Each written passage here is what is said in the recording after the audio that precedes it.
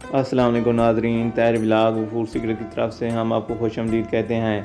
आज हम एक रेसिपी लेके आए हैं जिसमें आप देखेंगे कि बारबेक्यू और तिक्का बोटी बहुत ही नमकीन, मज़ेदार और खस्ता खस्ता होती है। हम उम्मीद करते हैं कि आपको ये वीडियो भी पसंद आएगी। अब आप जुड़े रहिए ताहिर व्लॉग फूड सीक्रेट के साथ। मेहरबानी करके मेरे चैनल को सब्सक्राइब कर दें और प्यारा सा लाइक भी कर दें। आपकी मोहब्बतों का बहुत बहुत शुक्रिया।